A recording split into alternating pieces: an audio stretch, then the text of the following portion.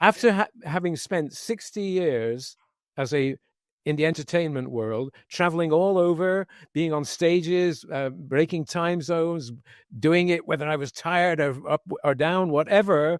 I had a fantastic life experience that way as an entertainer.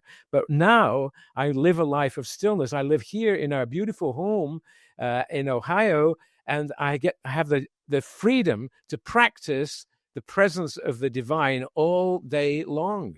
And my life really is about him moving in from one positive state of spiritual awareness to another.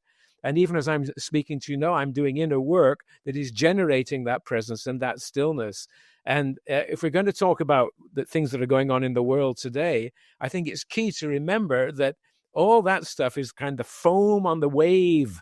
It's on the surface. It's not the real depth of the oceanic nature of our souls. And that's what we need to drop down into. So hopefully, as I talk to you today, I can generate some of this within myself, and some of our listeners may feel that, because presence is communicable, consciousness is communicable. You look at someone who's in a certain state, you're going to feel it too if you're sensitively opened up enough to feel that, and I know you are. Oh yeah, well, we are all sensitive enough to feel it. If you're listening to this right now, the way that you could tune into what John's talking about is just get quiet for a moment. And I know you might be driving your car, you might be doing something else, but listen, you can replay these and you could get in a place where you still, and you can, Nicholas Tesla said, if you want to understand the universe, understand energy, frequency, and vibration.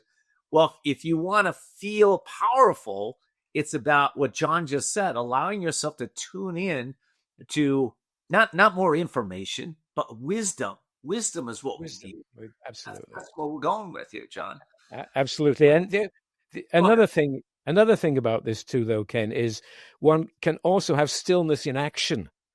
In the last video interview that we did together, we talked about Aikido.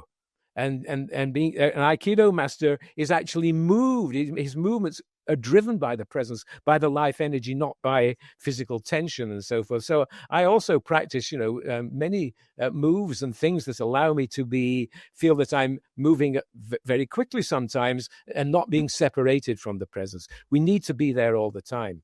This is really a form of pray without ceasing, without words. Yeah. Your entire being is focused upon the reality underlying your physical form, and that's, to me, is key. Well, let's tie that back into politics, okay? Sure. We got some stuff going on in the world. It's so divisive. I mean, it really doesn't matter which political party you're a part of. It's divisive on both sides. Yeah. And which unfortunately clouds the thinking, therefore clouds reality. Mm-hmm. It's hard for individuals to see clearly what reality is, and I'm talking about the reality in this world, not in other worlds yet. Right. But it's hard to make. I think for a lot of people to make informed decisions because they're so outer focused and not being able to tune in to their own intuitive understanding.